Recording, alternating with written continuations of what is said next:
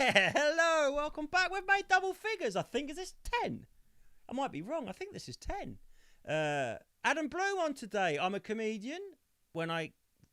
Before I'd even started, I saw a Channel 4 Fly on the Wall documentary about the Edinburgh Festival called Edinburgh or Bust. I'm not very good with the titles of things. I got the title of his book wrong. I hope he didn't take offence to that.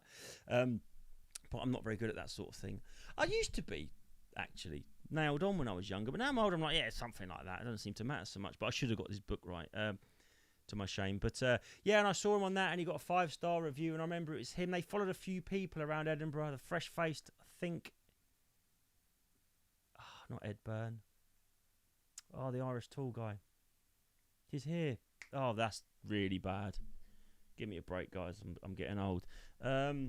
Oh, it will come to me. But anyway, Edinburgh Bust, Adam Bloom. Saw him in that. Then I started comedy. His reputation as club closer / killer. So what did I talk to him? Well, I had to talk to him about comedy. He's got that fantastic book out, which is, I've forgotten it already, Finding Your Inner Comic Genius, something like that. I've got links down below. It's on Amazon. I do recommend it. I said to him, and I hope you don't think this is the sycophantic podcast, but I have only heard good things about it, and it's full of actual actionable, great advice. And anyone who's interested in watching comedy should probably read it. You'd read a book about Alex Ferguson and watch football and his tactics, wouldn't you? So why wouldn't you want to know a bit more about the product that you profess to like so much? But and if you're doing comedy, even if you're next season pro, you've already got it, or if you haven't get it, like I say, there'll be a link below. So I wanted to speak to him about comedy. We got into... I had a little journey of discovery here where Adam was talking about his positive experiences of making people laugh at school, and all of a sudden you might see a bit where I went inside myself a bit, not like that, get your mind out the gutter. I went inside myself thinking about painful moments of I did actually bring it up, of not getting a laugh, or that thing where I'd make my dad laugh and I'd say something else and he'd laugh a bit more, and then I'd go a bit bigger and be like, why you gotta be so weird and spoil everything? And the pain that I would feel. Just use my dad as an example. I meant an adult in an authoritative figure. It could be a teacher or anything. That's, again, it's a bit of a sort of like made up shit. But anyway, so we spoke about getting a laugh at school, the difference between that, being the funny kid in the class, to being paid, guaranteed funny. When you've got to be guaranteed to be funny, that's very different. Joke writing, adopting other comedians' persona, which is a not a pitfall. It's probably understandable, and maybe even maybe I would recommend you do that, to just get your first 5 minutes out of the way, for example. But it's a pitfall to stay in that too long. And we talk about the smaller rooms versus larger rooms. We talk about lots of stuff, all stuff comedy. And what this man doesn't know about comedy doesn't exist, probably. I mean, is that an expression? I've said it. But yeah, he's very generous with his time again. One thing, I feel really bad for him. It was like, we arranged, and I was like, yeah, laptop's better. He's like, yeah, get my laptop. And he come on, and he can't find his laptop. So I've said to him, like a mother, give me 2 rings when you get in. I'm like, no, can you let me know if you found it? But he did it on his phone in landscape. So I'm just saying, there was a couple of times you hear, not many, maybe 4, a little bit of a vibration of him getting universal adulation for writing such a good book, texts basically, or messages coming in. But I think it's an interesting one, whether you're a comedian or not a comedian. I think it's just to hear someone talk and explore a craft which they are. Well, I don't think you could ever master a craft. I don't think he'd like me to say that, but he's certainly closer than most. To hear someone talk about something they know inside out is hopefully interesting. So as always, let's get into it. Here he is on the Skype machine, all the way from parts unknown. Adam Bloom, how you doing, sir? I'm really well. Thank you for having me. Absolutely. Thanks for doing it. Now, Adam Bloom, if you don't know, if you think you like comedy, you don't know Adam Bloom is, you don't like comedy. I'm sure you do know. But I was going to get you on because, Adam, you are known within the industry as I was trying to think, actually, what would be the best medical profession to compare what you do to. Then I started thinking, I guess like directing's like physio, and then I guess like script editing and stuff might be more like what do you call it, like scanning, what do you call them people, sort of like diagnosing things. But you do sort of do a lot of work. You're obviously a fantastic top tier comedian yourself, But is it fair to say that you're also known and you are consulted a lot to polish and shine up other people's stuff? Yeah, maybe doctor is the best analogy. Like a GP does a bit of everything, or are you? No, I'm not a GP because I only deal with okay, here we go. Let me think about it. Let me think it's true.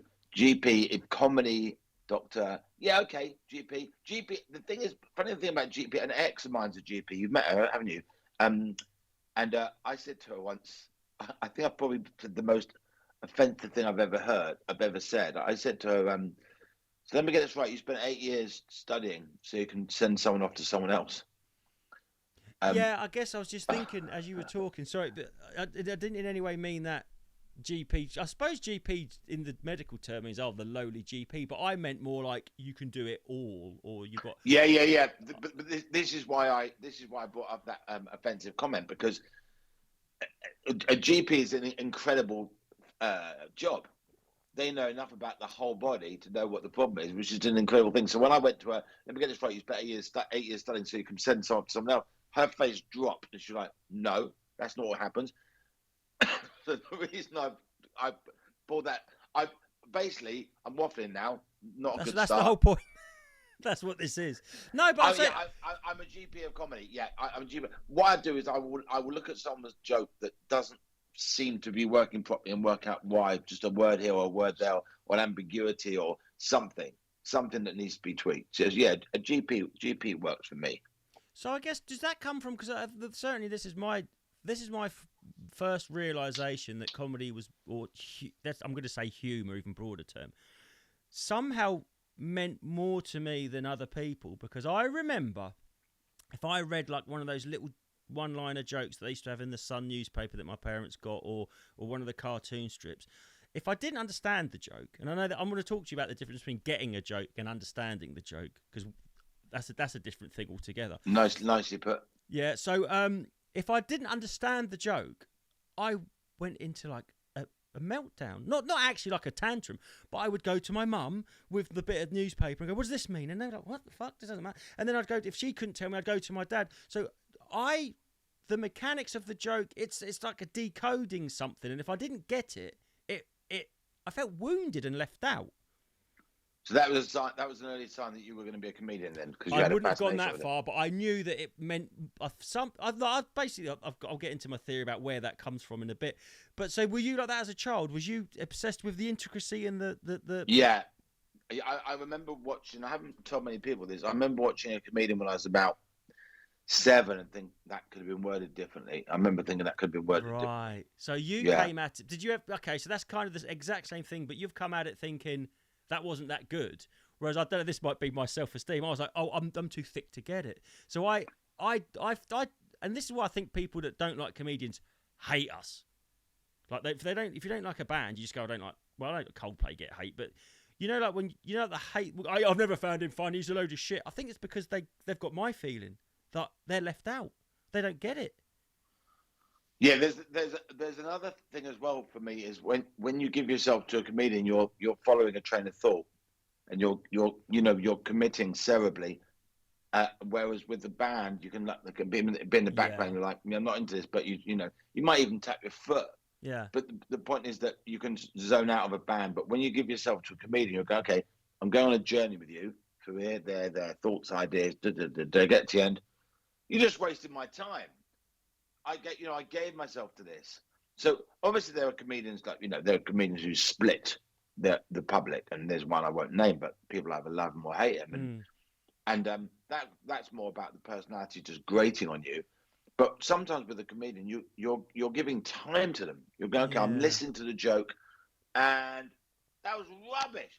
I just gave you 30 seconds of my life. With a band, you kind of go, not into this. And you can very quickly decide a tune isn't for you. When you put shuffle music, Apple Music on in the car, you just go, not for me, click.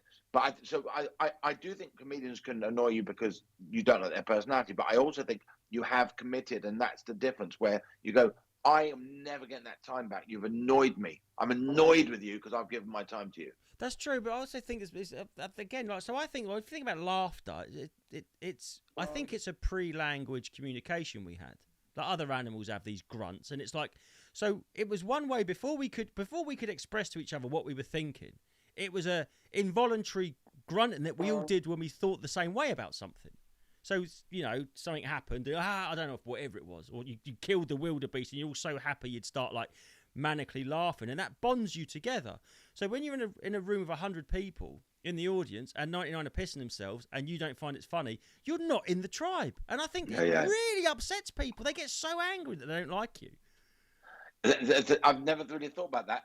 I went to see my favourite comedian, Neil Hamburger. Yeah. With Imran Youssef and another friend. And the room was in stitches from the minute he walked on stage. And Imran said to me afterwards, because he'd never seen him before, he went, at one point, I genuinely thought I was on a hidden camera show where everyone was actors apart from me, pretending it was funny. Did he? But I guess because he's in the. I know I gigged him quite recent actually, and Imran. I guess because he's a comedian. Did he get? Well, he wasn't angry like punters can get. Or no, just confused. He was just confused. Yeah. It was like, why is everyone laughing? I don't get, because Neil Hamburger's it's an acquired taste. Yes. And I clicked with it straight away because that's just what my experience was. But Imran just went, I don't know why they're laughing.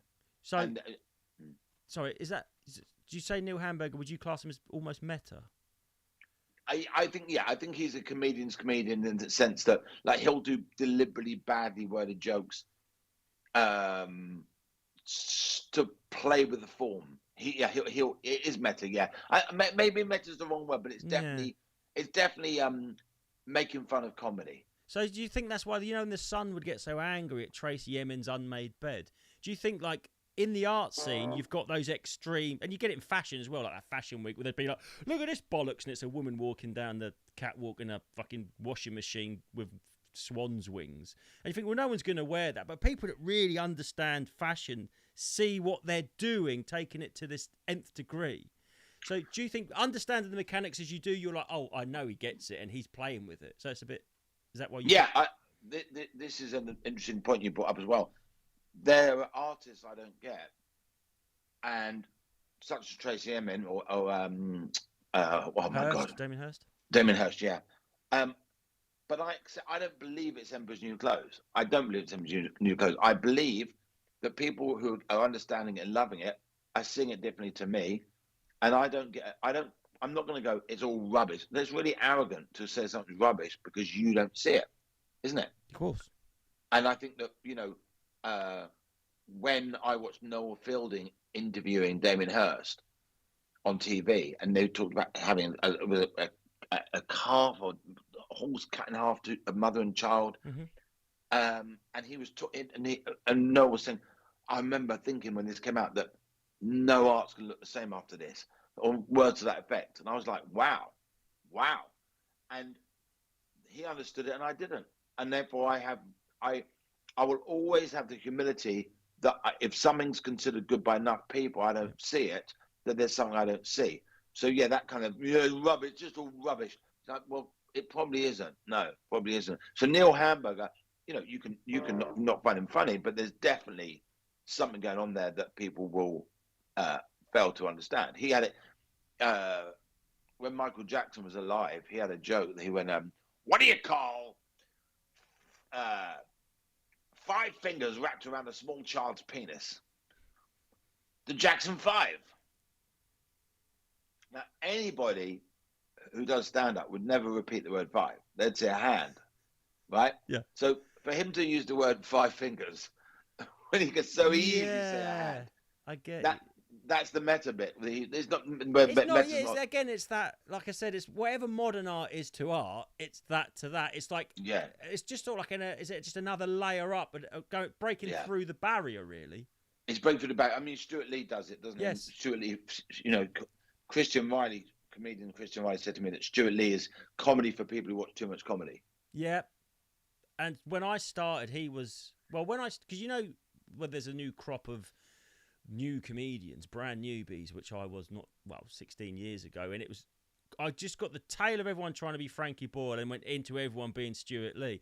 Now the problem was starting to do like open mics when it was the Stuart Lee era is everyone was just little bit of a cunt and like Whoa! criticising everyone else. Do you know what I mean? Everyone was a little bit like, and I was like, oh, that's the stop. You know, I'm not saying he is. I mean that sort of like everyone was like pulling it apart. Everyone was, oh yeah, but that's a little bit of a device. I was like, well, I've been going a month.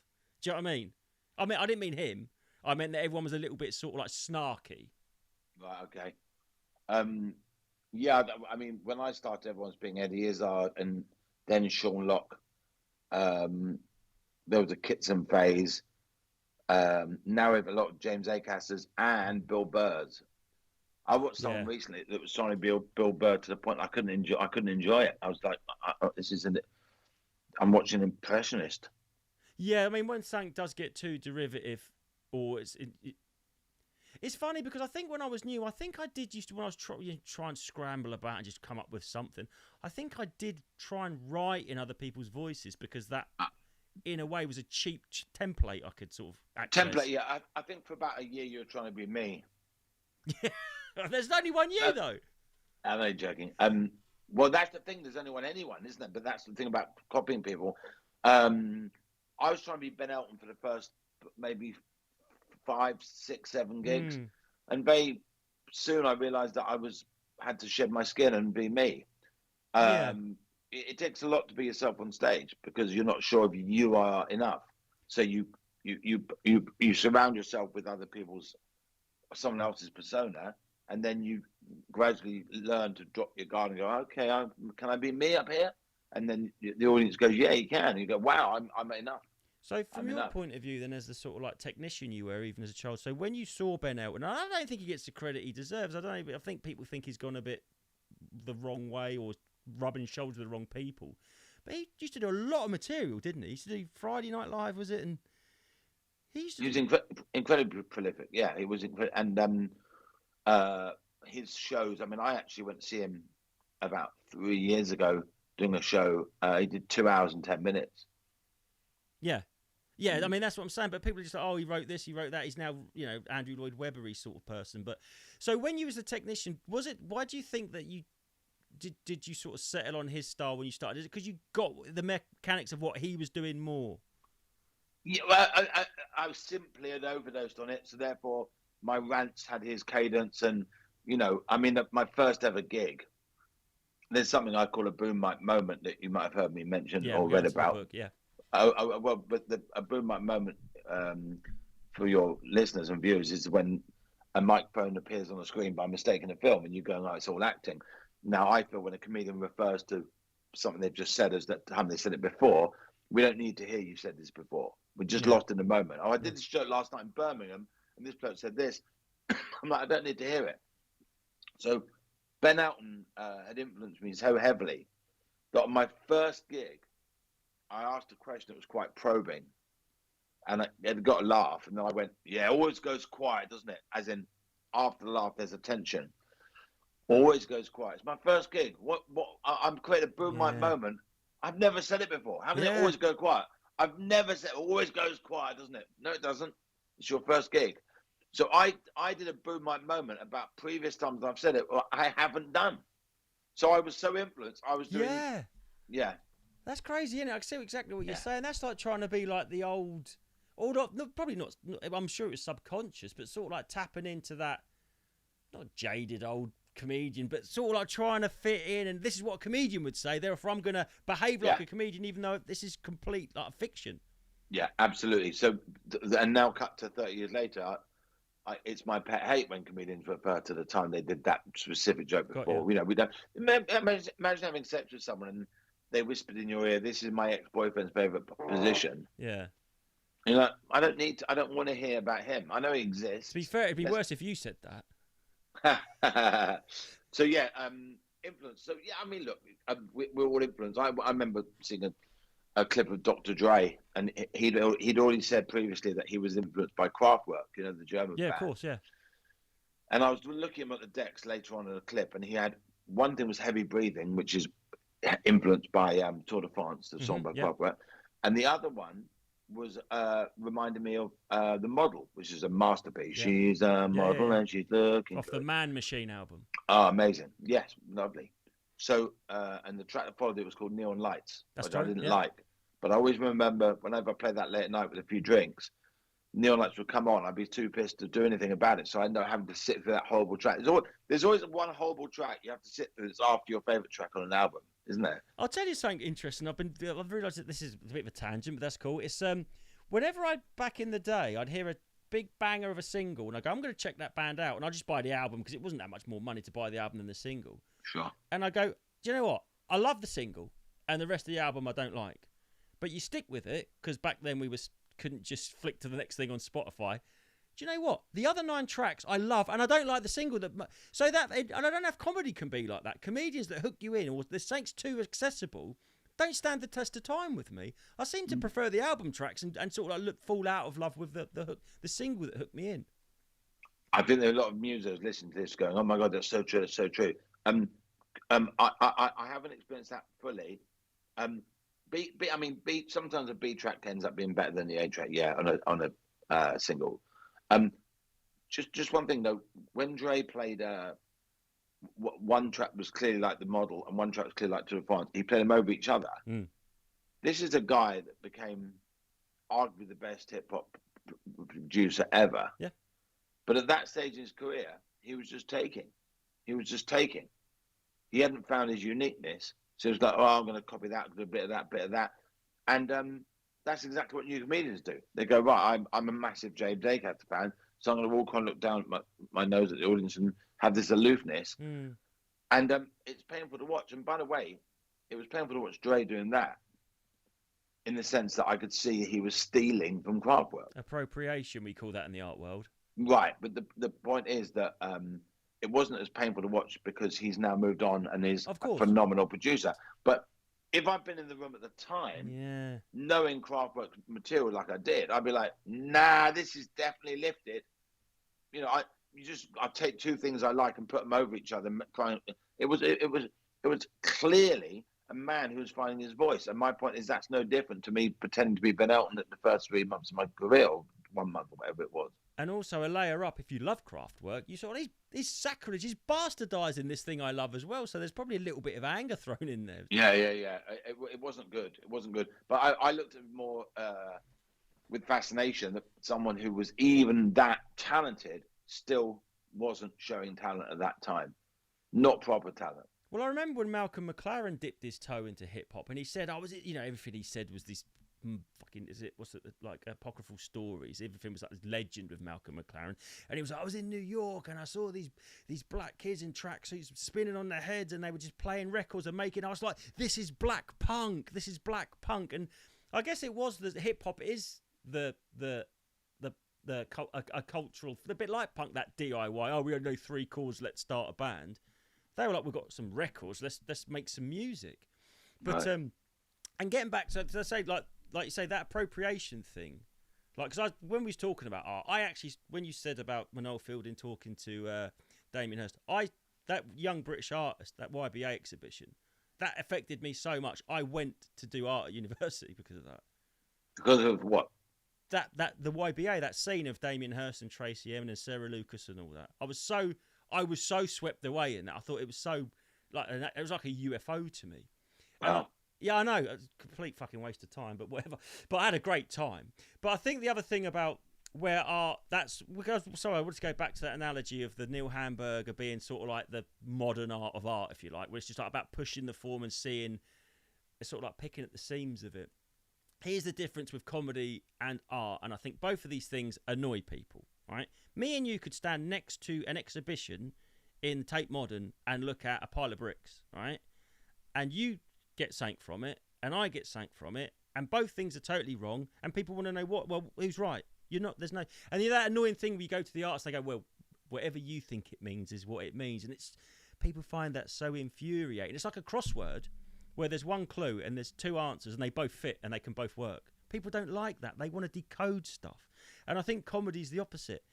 Comedy, there's no ambiguity. We all get it. That's how, you must know that when you're tightening up a joke, it's so the penny drops at the exact same moment. Absolutely. So I think they're the same but different. Art, people don't like modern art because you can all look at it and get what you want from it, and it's up to you. And comedy, if you don't get it, you're like, why don't I get it? I need to get it. I don't know. Yeah. I'm not articulating myself well. Yeah, no, you are. one can fail to get a joke. Just still getting to that, yeah.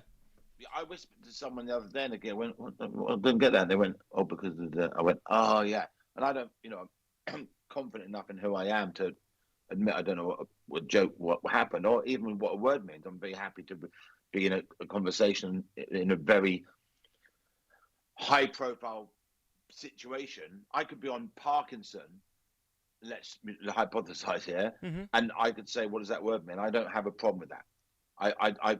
My point is, I'm very comfortable saying to somebody, I didn't get that joke.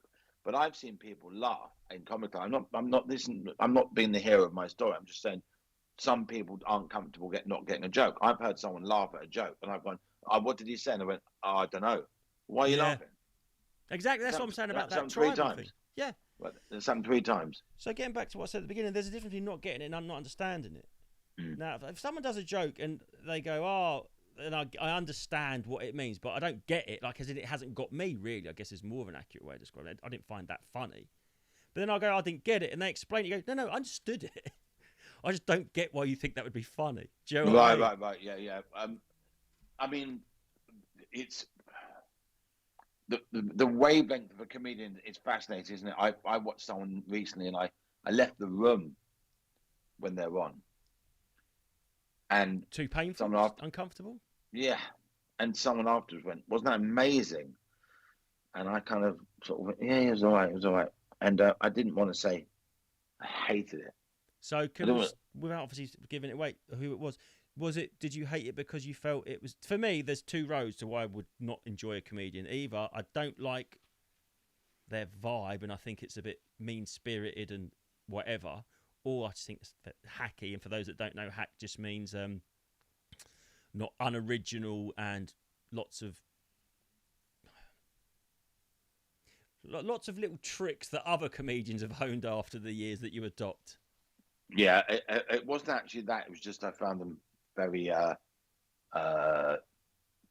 dislikable. And that, this is the thing. I mean, a comedian that divides the public is Michael McIntyre, because you can sell out the O2 for 10 nights. There are people that just can't be in the same room as him. And I actually, he popped down to the Comedy Store a couple of years ago when I was on the bill, and he did 10 minutes, and the crowd went berserk when he walked on stage, surprise guest. And then he went, "Oh, thanks, welcome." I said, "There's one guy in the front here, you look at me like you got the kind of face I want to punch." And I thought, good for you. You know that there are people that don't know your face. And he's now acknowledging it, because in a Michael McIntyre gig, there's 10,000 people, 12,000 people who want to see him. At the Comedy Store, when he arrived unannounced, 30% of that room can't stand him. Well, they think they don't. What, you mean they might find out they like him? Yeah. Okay, but nonetheless. No, yeah, no, sorry, yeah. When he walks on, he was perceptive enough to acknowledge that there are people there who can't stand him. And when he did that, I warmed to him, because it was the first time I'd seen him be vulnerable on stage. Okay, that's interesting. Then is that quite similar, although to your admitting you don't know a word, for example, like a little puncture through a little glimmer of truth and vulnerability through where you're supposed to have a facade, you used being on Parkinson? Is that a similar kind of? It's similar. I mean, he said it. Obviously, he said it. He was in control when he said it. That's the slight difference. But yeah, he was going, "Not everyone likes me," and I was like, "I like you." For the first time, I warmed to him, because I was like, "You are acknowledging that you've got an annoying face to some people." I remember watching him when he first broke huge and went next level, and he was on like the some comedy awards thing, and he was getting sort of like jeered every time he went to the stage. Do you remember? And I could see him realising. Do you remember that? I might have dreamt it, Adam. I might have made it up. But no, I swear I swear he was going on, and he was like going, and like he won loads of awards, or it was something. Or he went on stage to present an award, and everyone was a bit like, "Oh, Michael McIntyre." His peers, and I could see it really got to him. I bet. Yeah, it would have done, wouldn't it? And I remember him going, "Oh, I don't understand." I saw him on something else. Because when you get into comedy, well, I was quite a voracious comedy consumer, but when I got into it, I sort of thought it was working to just watch everything. And I guess it is in a way. So I saw him on something going, I would never do that. It's like, you've got your audience, I've got mine. I couldn't believe that these people that we all do the same thing, but to different people, were sort of like, didn't like it. So I don't know. So I know what I'm saying is I think he's been aware that he's been a divisive figure for a long time, but maybe letting the audience in on it is new to him. Letting the audience in, it was new to me. Right. But the point is that that what you just described to me is horrible, because I mean, any performer walks on stage, their peers should support them just for the fact they're standing on a stage. Mm. Yeah, of course, but this was an awards thing, this champagne. I'm not making excuses, but you know what them people, you remember the... No, I'm quite shocked. I'm quite shocked. Me leaving the room when someone's on stage, leaving 99 people there to watch them does not affect that performance. No, of course. They can't see me. They can't, the bright light in front of them, they can't see me. That doesn't matter. But I'm not going to jeer or boo. No, of course. Oh, no. I'm saying this was the internet before the internet. That was sort of like reading the comments section. And it was like this really moment where I even as a new actor was like, fuck, I bet, you think, oh, he's up there, he's untouchable. And then you go, oh, no, we're so needy. So can you talk about that? Were you a needy child, Adam? I loved making people laugh as a child. Is that needy? The thing about comedians is, if you're really good at kicking a football, right, you pursue it. And if you become a professional footballer, no one ever says to you, you just want the adoration of a stadium. Yeah, I know. And just go, you're good at kicking a football. When the comedian steps in front of an audience, like, you missed out on love as a child. Well, let's look at two things. First of all, if I did, it's not my fault. No. So don't wag your finger at me, right? Secondly, maybe I'm just funny. Do you know what I mean? Like, when a football, I've never heard anyone say to an athlete or sports person, oh, you're only doing this because you want to be loved by an audience. Yeah. They acknowledge they have a talent. Yeah. Usain Bolt was born to run faster than most people. And he ended up running faster than anyone, right? He was given the body to do that. Right? I know he's taller than most sprinters, isn't he? But whatever happened, right? He's going to sprint faster. I'm 5'7". I was not built to be the fastest runner in the world. But I was funny as a 4-year-old. I made my whole class howl with laughter as a 4-year-old. That I didn't cultivate that. That was a gift I had. I'm very grateful for. That I was a funny kid. So I don't know why people attack comedians as these needy people, because I was funny. I could work in an office doing something I'm not skilled at, but I wouldn't earn as much and I wouldn't be good at it. I think maybe they attack it because the better a comedian is, the less they look like they're doing anything. That's the point. So it just looks like you're up there getting all the adulation, like Michael McIntyre with his observational comedy, and the people that would knock him would go, he's just talking about stuff. Yeah. This is why when you're dying at corporate, it's so awkward, because they're looking at you going, just a person talking, going, well, this is really crafted stuff here, but it's just not working because there's no love in the room or anticipation. And I'm just saying boring things.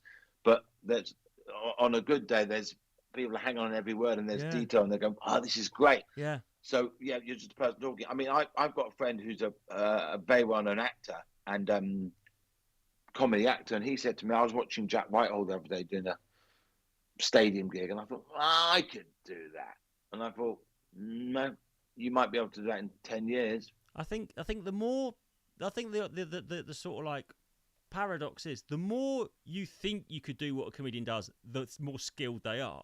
Yep. Because they look, that's the thing, like you said earlier about finding your voice. And I always had this observation where people go, oh, you haven't found your voice yet, you need to find your voice. And then I realised, the longer I went along, no, I've got to reveal my voice. I've got to lose all these affectations I've adopted, like you going, oh, it always goes quiet in that part. Well, that had never happened. So you're sort of like putting all these layers of other people's clothes on, and then you've got to take them all off to reveal. Yep, yourself. Exactly. You've used the word clothes, and I've used the word guard. It's the same thing. That's just one thing. Tim Clark, who's someone I've always sort of seen as a mentor. I mean, Arnold Brown, as Reason for Being, is my mentor. Yeah. But Tim Clark's like an uncle to me, I suppose. He said that group improv, this is going to offend some people now, is something that looks hard but is actually quite easy. Right. And stand-up, something that looks easy, that's actually quite hard. Yeah, okay, I can see that. I can see there's a bit of a... No, I absolutely see what you mean. And I think, so like you said, Usain Bolt was running, and he might have come second in his race when he was a kid, but he had the talent... Whatever you just think of that word. I don't like using that word because I think it sounds like you're bigging yourself up, but I mean that spark or that that innate ability. Yeah. He had the talent, and then he pursued it, and that's where a lot of them fall by the wayside, isn't it, Alan? So, Adam, sorry. So, how much of it is nature versus nurture? Do you think for like the top-notch comedians? Well, first of all, I want to acknowledge something. I use the word talented to describe myself, and I don't think I've ever done that before.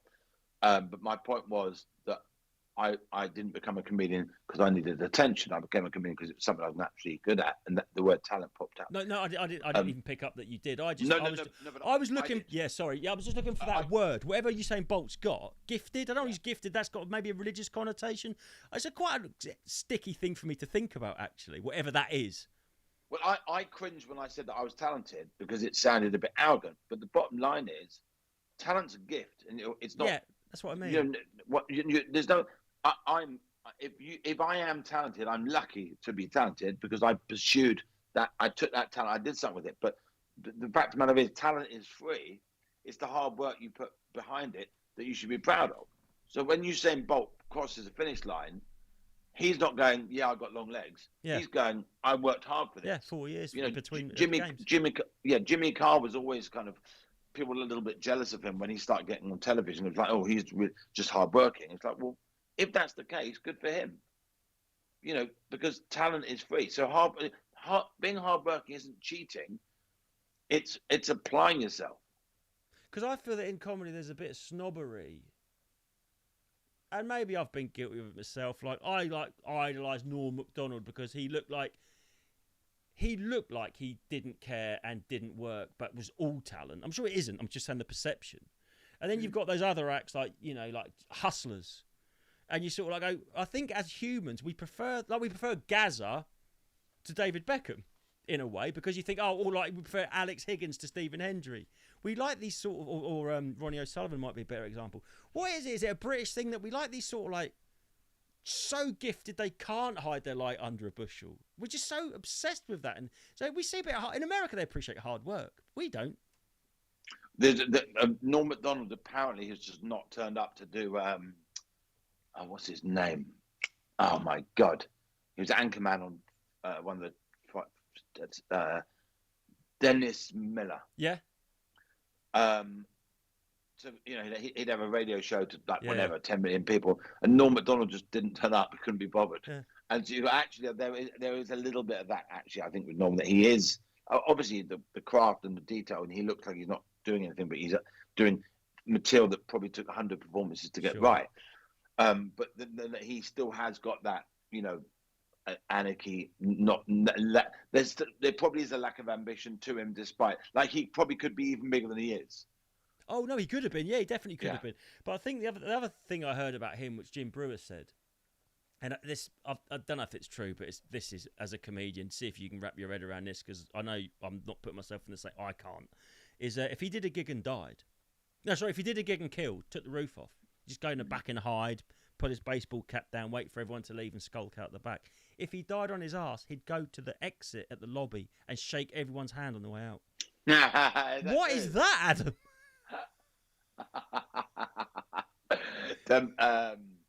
Ross Noble told me he saw Phil Kay have a bad gig up the creek in Greenwich like 25, 30 years ago. And Phil went upstairs where they all go for drinks afterwards. He would go, champagne! He was like, made this big celebration. So, yeah, it's the same thing. And they're very similar in the sense that they're brilliant and they're more gifted than they are driven, I suppose, in a way. So, yeah, that's the thing of going, champagne! In front of the audience he's died in front of. Yeah. Oh, I love that. I love that. Yeah, so, going back to school, because I was the class clown and I had a talent for making people laugh. Let's phrase it that way, shall we? And agree on that. You arrogant. I know. I was just gifted. What could I do? It would have been a crime. It would have been a crime against God to hide it, whatever they used to say. I'm blessed. Yeah, I am blessed actually. # blessed. But there was another sort of class clown, and I wanted you to tell me the truth how you felt when he got a laugh. I didn't like it. When there's another class clown appeared? When someone else got a laugh, I did not like that, Adam. I don't mind admitting it, but I'm squeamish about it. There was a guy who died recently, which is very sad, and I don't even know what he died of. I've just heard through the grapevine, called Neil Wright, and he was razor sharp. Mm. And I mean, once the teacher went, right, he went, yes, sir. So the teacher got angry with the class, right? So his name's Neil Wright. And the teacher went, right, he went, yes, sir. You with me? Yeah. Okay. And then another time, the teacher went, right, Neil. Went, Actually, I am now. I did that thing okay. where I said I got it. He said right, as if like an affirmative, and he thought he meant his name. Yeah. And another time, the teacher went, right, Neil. He went, Neil, right. Because we had this is what I'm trying to go back because I'm sort of the whole point of this is it's just trying to get deep, but I've got no prep or no roadmap, and I've just opened a whole can of worms in my head about school, and this is how mental is this? So I'm in the class and there's this other kid and he was funny, but he was more like he'd do silly voices and act, and I remember thinking to myself at night, yeah, I'm quicker than him, but if I could just introduce a few voices. And that's at school, yes. I've only just realised that. I remember how obsessive I was about. I wanted to be the class clown, not a class clown. That's great. Let me think about this. Neil was quietly like he would be like a sniper. Yeah. He'd be there just pick waiting. His moments. Yeah. Whereas I was like all the way through the class. I mean, I remember a kid looking back and like I was annoying because I was like, I'm trying to work, and you're doing mucking around, like you're distracting me. But to me, it's like, why would you want to work when you can muck around with me? I couldn't get it. I couldn't see it. So I can see now that might have been more why you adopted a Ben Elton, because I guess he had that sort of hyperactive energy, didn't he? Was it just like that was a better fit for your physiology? Oh yeah. I was being like that before. I was being talking 100 miles an hour before I. That's what I'm saying. So then you. Yeah. No, I'm agreeing with you. I'm going to. But I still copied his cadence. I still copied his attitude, because I was impersonating a comedian rather than being my own natural clown. Yeah, but obviously the one you would impersonate is the one that you are like, or you're like that, oh, he talks 100 miles an hour, like you, yeah. Yeah, so this is what I've got a problem with at the moment. I watched someone recently who was trying to be Bill Burr, but I didn't believe their opinions were their own opinions. So they were annoyed with the world, but I didn't believe they were annoyed with the world. I believed that they wanted to be annoyed with the world because their favourite comedian was annoyed with the world. And I'm going, there's a hollowness. There's this person on stage saying, this is what I think about this, and this is what I think about that, and I believe this, and I believe that. And the audience are laughing, and I'm going, I can see something else here. I can see there's a hollow human being saying things that aren't coming from anywhere. They're not coming from the gut. They're coming from the mouth. So do you think that almost sounds like if I had to give them any advice, if they were obsessed, if they were really married to that road, I'd say, have you ever thought about doing a character act? Do you think that's what you're saying? Their character isn't that character, so why don't you? I wouldn't say you'd ever tell someone to be a character act, but are we getting towards character acting when someone's not their own voice? I think the quickest route for a solution would be to tell them to be themselves. Of course it would, but they don't want to. Well, then what? I mean, a character act, that's a whole new thing because the audience don't know that they're being impersonating someone because they don't know the comedian well enough that they're impersonating. So they're just going, yeah. So I think, if I said to them, why don't you create a character? That's a really good question, Justin. Why don't you create a character instead? I don't think that would necessarily be easy for them because what they're doing is they don't know they're acting because when you overdose on somebody. When I was on stage in my first gig, I wasn't going, I'm impersonating Ben Elton. No, exactly. I know exactly. Yeah. Oh, right. It was all my material, of course. But Eddie Murphy in Raw talks about him as trying to be Richard Pryor, and he said it was all my material. And then he did an impression of, he did a bit of his own material. It was fascinating because he did Richard Pryor's voice 100%, but talking about going to the loo, and it was great. It was how Richard Pryor would have done that bit of material, basically. But I don't think that means no. I don't think that. But if I took that person aside and said, I think you should create a character, they'd be like, "What do you mean? I can't act." I don't think. But to me, like the only thing you have over every other person in the world is you're the only you. Of course. So to mimic someone else is so cringy, and watching someone going, these are my opinions. Yeah. And like a blue collar guy, and it's like you're not. Yeah. They're not your opinions. Yeah, that's all I'm saying. I think I don't want to dig anyone out, but I think it's strange when people I no, I'm not even going to say it, Adam. I was going to. I've never been interested in being a character, and like you, I think if I can go on stage and get, like I said, you've opened a can of worms about school, because although I was making the class laugh, I was getting a lot more out of that exchange than they were. That's occurring to me in real time, and I guess if I was on stage through the prism of a character, yes, it might be easy, but the character is absorbing some of this, whatever I need. I don't want the character to get it. I want to get it. No, right, fair enough. I mean, any newish or young, or new and young, or new or young. No, actually, you could be young and experienced, can't you? Any new comedians listening to this, I just want to say, try and acknowledge if you are impersonating someone else, because I watched another comedian do a Bill Burr tribute act, basically, and it was every movement was there, every single movement, the movement, the chin. It was on Instagram, and I haven't seen this guy for 15 years, and I was like, this is embarrassingly copied, but it was good material. But the attitude was someone else's, the movement was someone else. And I'm going, you're obsessed with someone. You're so obsessed with someone, you become them. And as art goes, that is painful to watch. Yeah, I guess in comedy as well. More so because we aren't, an actor's playing a character, playing a role, or a singer. You're performing. We see singers the way they walk on stage. I mean, Robbie Williams, and that's a dated reference, would walk on stage like the peacock that owns the. Whereas if a comedian walked, I suppose some do in arenas because you have to fill that stage. Maybe that's an interesting question just occurred to me. Is there a size of room where comedy's completely transforms? And you have to fill a bigger room, so you can't. Do you lose an authenticity by default over a certain size? Just thought that question might be horseshit.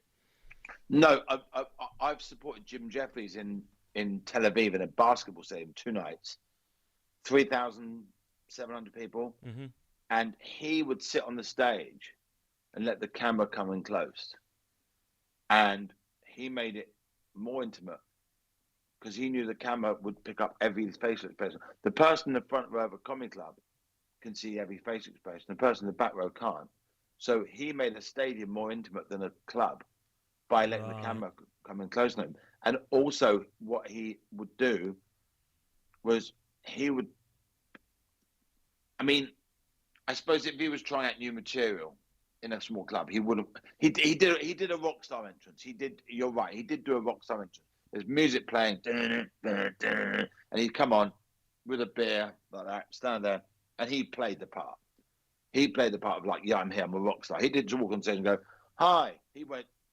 Yeah, I guess you have to, don't you? Yeah, I mean, and also he's setting up. He represents the drinking man, even though he doesn't drink at the moment, I don't think. But he represents the guy who goes out and shags women and gets drunk. Yeah. So, and does coke. Yeah. So whether he's doing any of those things or not at the time, that's a lot of his audience are blokes going, yeah, you say how it is. We do what you do, Jim. So when he goes out there with a rock star image, leather jacket, got a beer in his hand, holds it up, does that a bit like that. That is pure choreographed to perfection rock star body language. Absolutely. So how do you think? So the sitting on the edge of the stage and bringing it in, that is so genius, by the way. How much of that is instinct and how much of that was orchestrated? I don't think he would have done that on his first stadium gig. I think he worked it out. He went, wait a minute, everyone says stadiums aren't intimate. There's a camera crew. Why do I, because McIntyre would pump it out, right? Bam, well, that's your first instinct. Fill it. But he's like, no, shrink the room. Shrink the room. He also did a thing where he walked around the stadium with a radio mic and did a little drunken monologue about the troubles in Israel at the time. This was 2016, and it's permanently troubles. There's always some kind of suicide bomber somewhere going on. Israel Palestine, not ongoing, isn't it? Yeah. So there was oh my God, there was a massacre in a shopping precinct the day after I'd been there. It's funny because I went in 1996, and the day before I got there was 3 suicide bombers blew up a shopping centre in the town I was going to. I was staying with my ex-wife's family. Wow. Yeah. But anyway, so the point is that I don't think his first ever stadium gig, he did that, but he worked it out eventually and went, oh, hang on a minute. Camera can zoom in on me, that I can stand still. In fact, I can sit down. Oh, yeah, the monologue he did when he walked around the thing, he just did this serious monologue about the troubles out there. He was intelligent, and he did it while he was admittedly drunk, and then he just walked around the aisle of a whole basketball stadium, and it was beautiful. Then went back on stage. So he not only got closer to them with a close-up camera, he also physically got closer to them. Do you think that comes from just years and years of doing the clubs and to a very lesser extent working out the best way to play a room? I think people underestimate that skill of a comedian. We all walk in a room like the Terminator and go, do-do-do-do-do. Oh, there's a pillar there. Oh, must play to them. You know what I mean? So do you think that's just... I think that's... You got your talent, which you started with, and then you got your learning the craft. And I think you get these sort of like skills that you accumulate and you're not even aware you're doing it. I think... Do you know what I mean? What would you call that? Sort of like osmosis kind of. Well, I don't know what that word means. Neither do I. You've called me out. I've heard of someone else say it.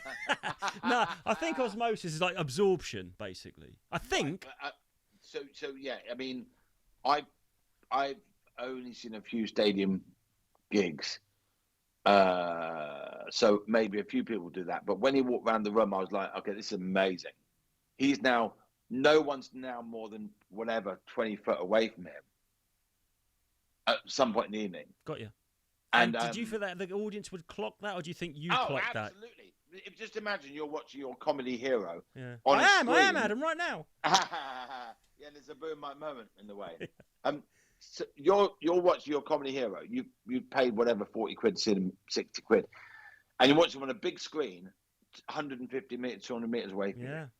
And then later on in the night, they come close to you. You're like, oh my God, he's here. We went to a bar afterwards, and I said to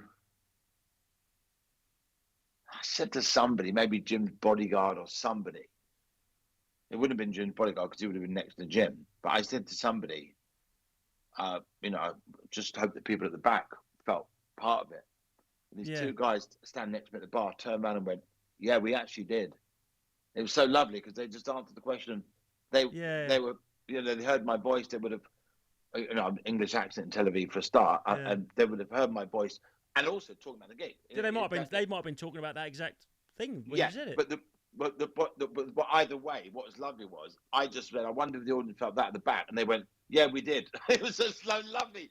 The two people closest to me turned around, and they didn't do it in a like, oh my God, you're a comedian. They just casually went, yeah, we did. Wow, I'm more excited to be in your presence than you are in mine. That's like a scene out of Fleabag or something, isn't it? When you sort of break when you break the fourth wall or whatever. Oh, turn to the camera.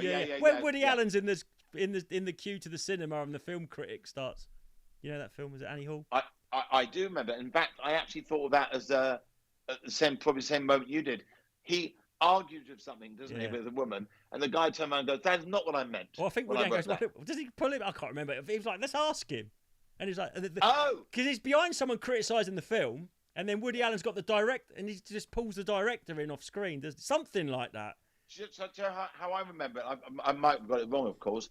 They're arguing about something, and then the guy's in a queue, and the guy who they're discussing turns around and goes, "No, I didn't when I wrote that. I meant this, I meant that." And then Woody Allen looks at the camera and goes, "God, wouldn't it be great if you could do that all the time?" Yeah.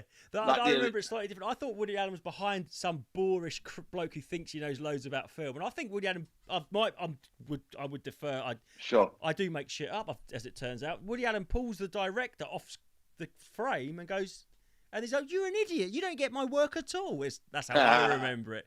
Now would be a good time to put that clip on, right? I think I might get taken down. I haven't got any. So anyway, I was going to ask you this. I was thinking this. Do you remember, we're making? I'm all over the place, but that's kind of the point. You're making the class laugh. You realise you've got an ability to do that. So I'm guessing you like it before you appreciate the laughter before you go, I'm going to work at this, because you think, this is also what I like doing as well. I like this. Yeah, but also it's like that catchphrase thing. Say what you see. When we we were at a wet break when I was about 4, so we had to do games indoors, and the teacher got us to play 10 green bottles, and 10 of us lined up. And then we all sang the song. And when it got to you, you walked off. That was your job, to walk off. 1 green bottle, that's it for. And then you just walked off and walked off and walked off and walked off. You know, it's quite a dull job, isn't it? Just staying on stage and then walking off.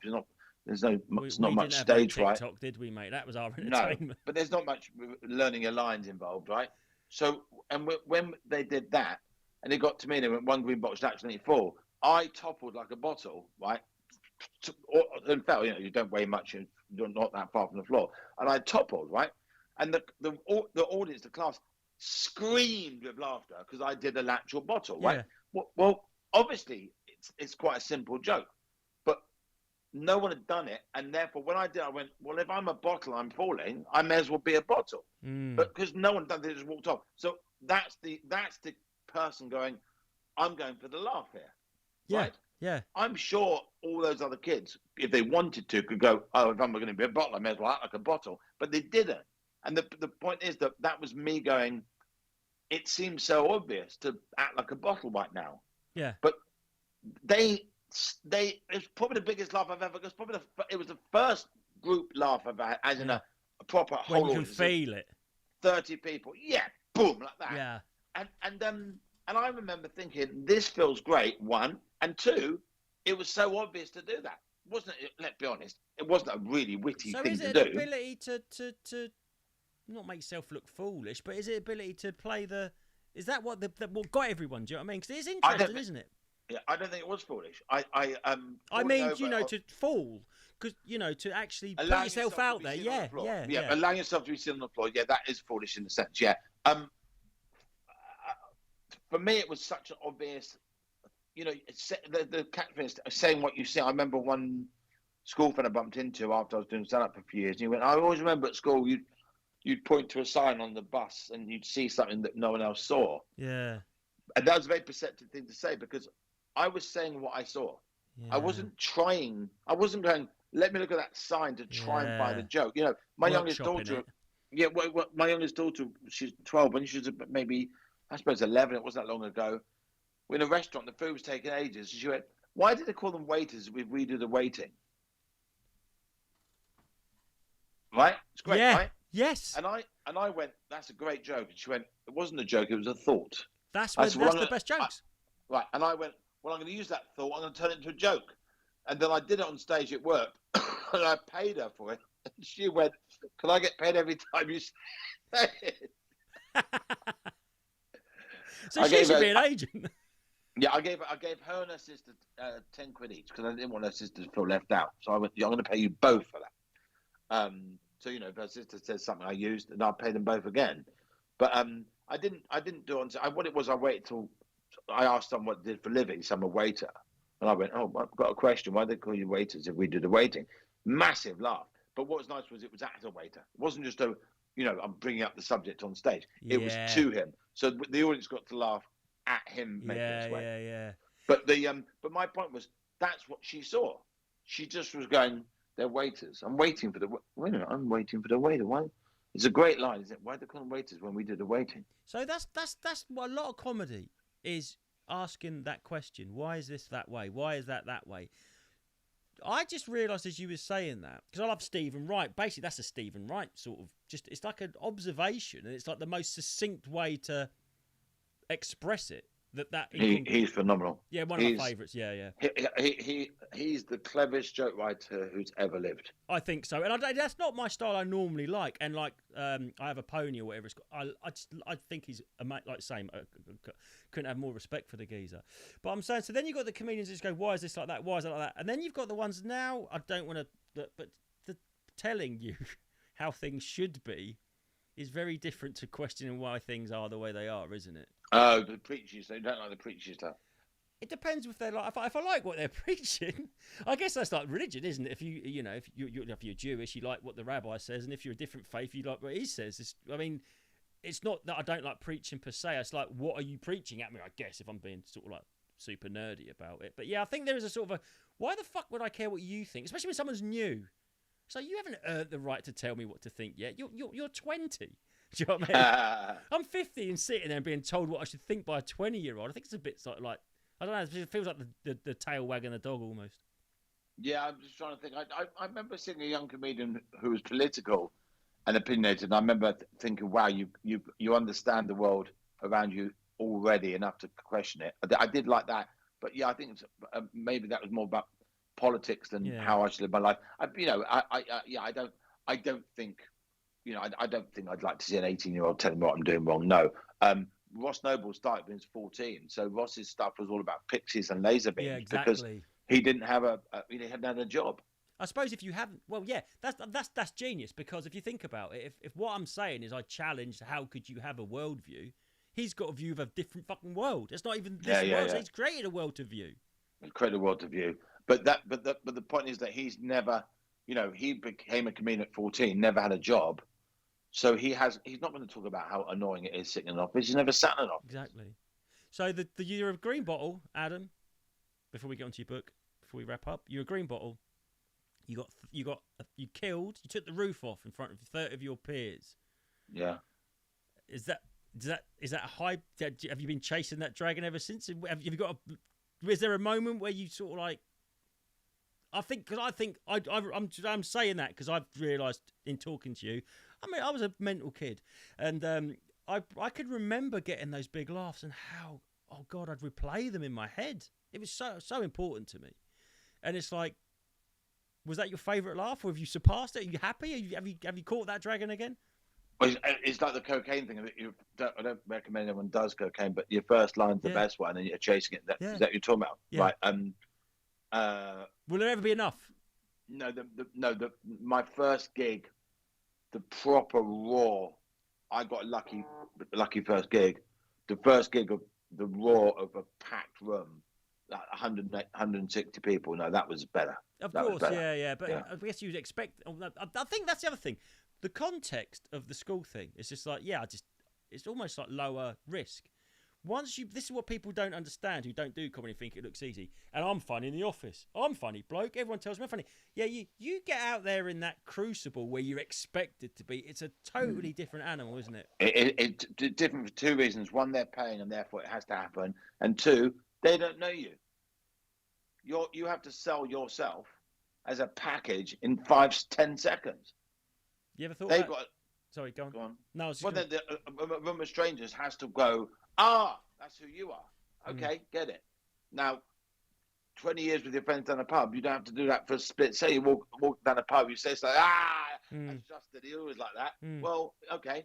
Now make a room full of complete strangers who paid 20 quid to be there, get you within 10 seconds of you being on stage. And also your friend who was the sniper, you can lay back and wait for the opportunity, but we can't. We've got to perform 20 minutes, bang, bang, bang. This is why heckling's cowardly, because they don't have to heckle every single joke. They only heckle the ones they like. Come back when you got 20 minutes of heckling. Work on your 20. Heckle every single line and see how you do by the 20th minute. What were you going to say when I talked over you? I was just going to say, because before we recorded, I said that I had a pretty... I thought you said before we record. Yeah, no, I'm just warming up to you. I don't think I'm not recording this. I'm just lonely. August was so bad. I love this, and I said, I'm the luckiest man in the world because there's nothing else I'd rather do. If I had a magic lamp, right, and the genie's like, I just want more of this. I don't want something else. And I used to be a roofer, and I was always doing something that I hated, and I was always having these crises where I have to completely radically overhaul my whole life. But I'm just on the right. I just want to do a little bit more of this, please. And by more of this, I mean if I'm doing 4 gigs a week, I want to do 5. I don't mean I don't want to be sat on the edge of a stadium stage. But I'm saying, did you ever have a moment where you thought? Have you ever had doubts about quitting ever? No. I thought you were going to say no, and I think I've subconsciously picked that up about you. So when did you know this was your path? When you used that bottle? 9 years old. Fuck.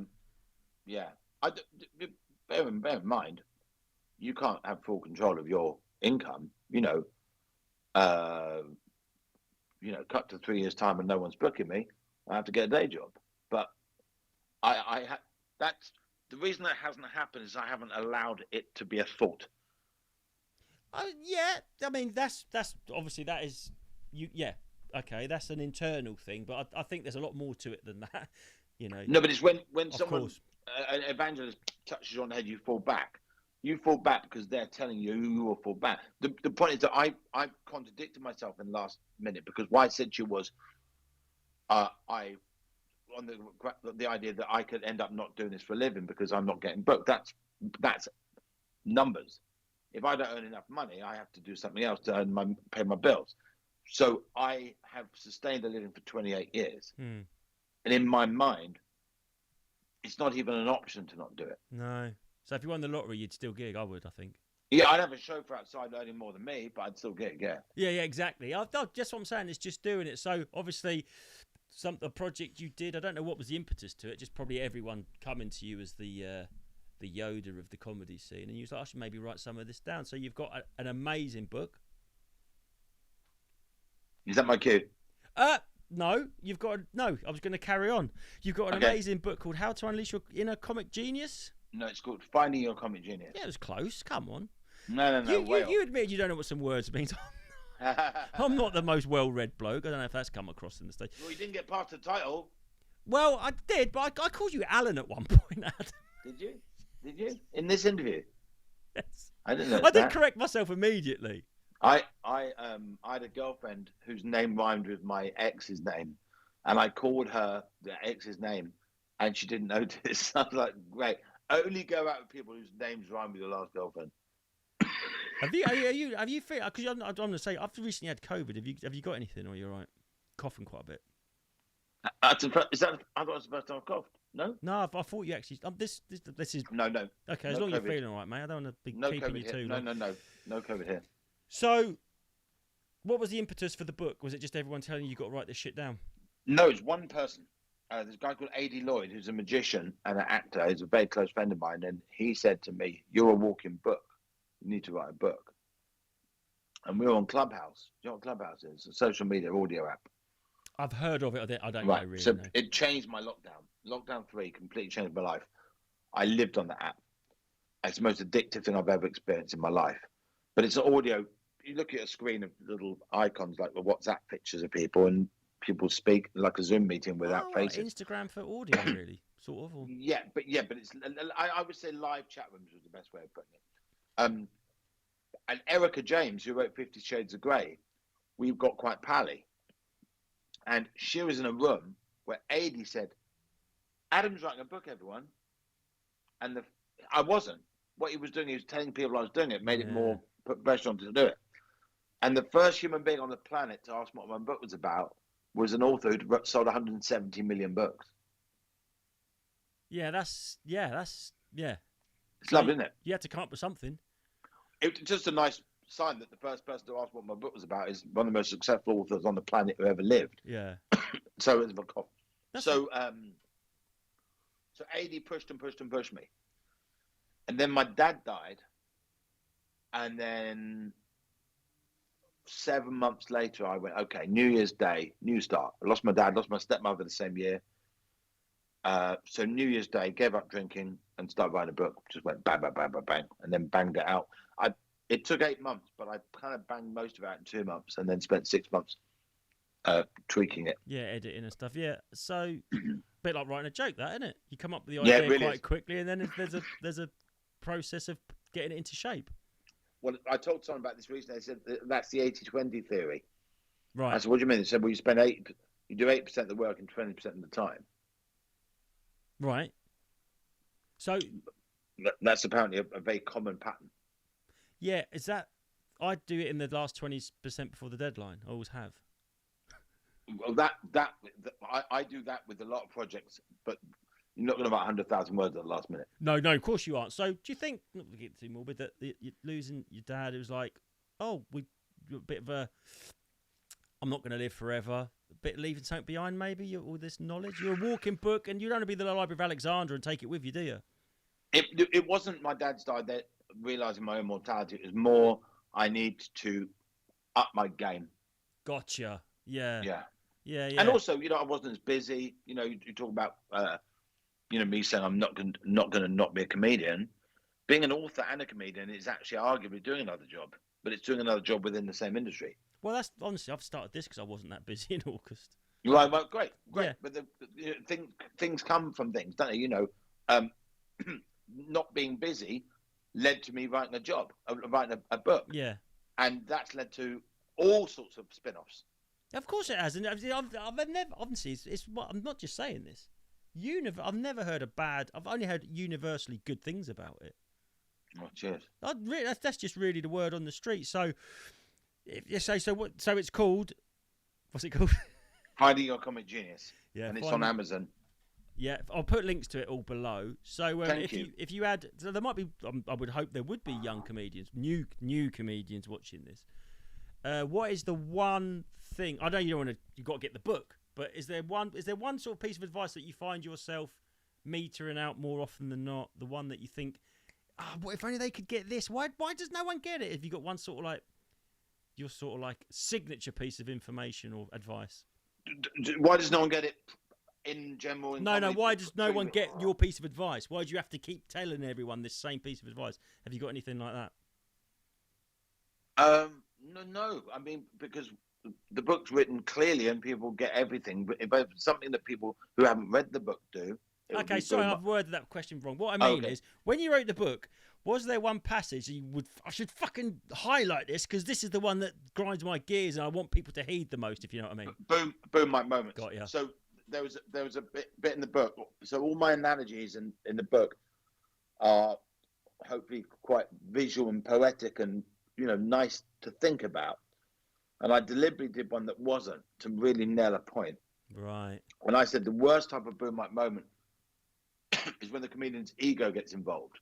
So a joke will fail and they'll go, that usually works. Yeah. Yeah. So you told the audience they're not a good audience. You've reminded them you've said it before. Yeah. It's repeated. And also, you've not been funny in the process. And you're blaming them. You're blaming them. So I said, if you ever consider doing that, I want you to see it from the audience's perspective. And imagine you just made love to someone for the first time. They've said the sex wasn't very good. And they've gone to put the used condom in a bin. And as they've put their foot on the pedal, and the lids come up, you've seen a pile of used condoms in that bin. Yeah. And I said, yeah, the condoms represent all the previous audiences. So, and I said, if you ever consider doing that, I want you to think of that image. Yeah, you're absolutely right. And I hope that successfully puts you off saying it. It'd be like if you said to someone in the front row, what do you do? And he said, I'm an accountant. He said, I asked a bloke sitting there yesterday and he said he was a waiter. And I said, it just doesn't work, does it? No. So, Unleash Your Comic Genius, Find Your Comic Genius. Sorry, I said did it again. Adam Bloom, thank you so much for your time, brother. Really appreciate it. And where can people follow you online if you want to do all that stuff? Well, I joined Instagram a year ago, 13 months ago. So I'm at Adam Bloom Comedy. At Adam Bloom. Yeah, and I'm on Twitter as well. I'm Adam Bloomy 2, Bloom IE 2. I've never spelt Adam Bloomy 2 ever. It's just there. So what is it? It just came up. Look, they offered it to you, sort of thing. No. The point is that if you just go Adam Bloom on Twitter, my picture comes up. It's Harper Marks, actually, not me. But the point is, I've never uttered the word Adam Bloomy 2. Oh, okay. But you have. All it is, I'm saying Adam Bloom Comedy. Yeah. So I'm in that frame of mind. But yeah, it's not comedians end their gigs by going, oh yeah, follow me on the it's James _ the capital this dot that. You're like, wow, you've had a massive last laugh of your gig. And then you're finishing it by spelling the word out. We're not far away from them going on stage with a QR code on their forehead, are we? They're just little walking adverts, which is the new way, I suppose. But thank you so much for your time. I hope that wasn't too bad. I hope I gave you something to think about that you hadn't think about, because I think that you've thought about every angle of every aspect of comedy. Quite daunting to talk to you about it. I felt like no. You made me think several times. It was actually a lot of fun. Thank you very much. Thank you so much, Adam Bloom.